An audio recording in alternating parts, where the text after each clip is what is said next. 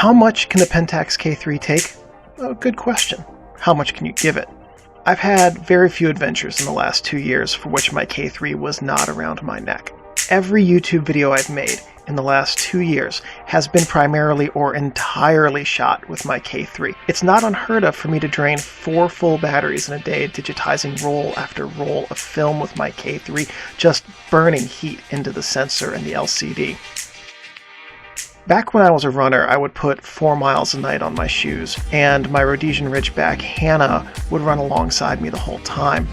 Afterwards, my legs would be wobbly like a pudding tower, and my heart beat like a timpanist on speed, and she would calmly sit down and give me a look that said, "That's all?" My K3, when I set it down after a day of hard work, would give me that same look if it could. Photography. This is something we do because we love it. No one picks up a camera and trudges off to their kid's soccer game thinking, "I'd rather be in my windowless cube retranscribing that spreadsheet Marcy corrupted because she clicked on that email link IT told us not to click on."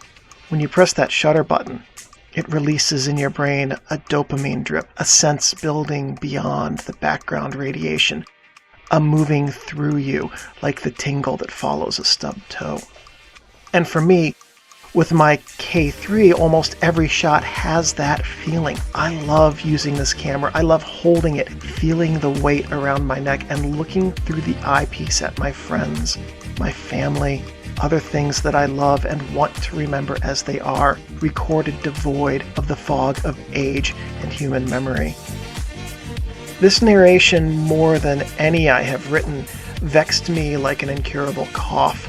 Not since graduate school, when I spent overnights revising, editing, and rewriting sections of my novel with the counsel of gin and vodka straight shots, have I spent so much time destroying what I've put on paper.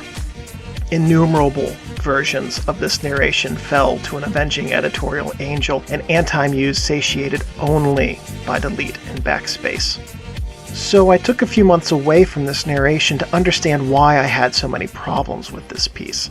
Typically, these reviews mark the end of my time with a camera, and I am not ready to shelf my K3.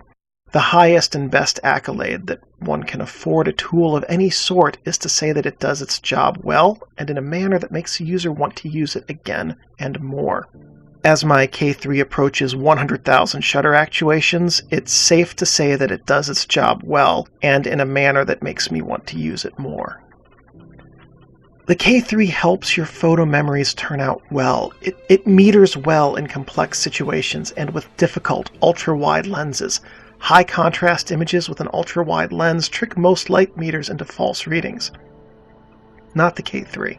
Not with my Samyang 10mm or my Takumar fisheye. This camera cannot read your mind and tell you what you want a photo to look like, but it can read a scene and figure out the best exposure it can give you given with what you have put in front of it. The K3 is an ideal vehicle for experiencing life, for making an excuse to go outside and enjoy whatever is beyond the latex paint we stare at all day. If it's sunny, your K3 will be fine. If it's dusty, your K3 will be fine. If it's rainy, and if you'll notice the pattern, your K3 will be fine. If you go snorkeling with it, your K3 will not be fine, so don't do that. But if you put a weather-resistant lens on the front of this, it is not a camera that shies away from the weather. Your K3 wants to see the outdoors with you, have ocean spray splashed on it, fall into the snow with you, and take photos of snowflakes as they float like downy feathers between trees and stray light rays.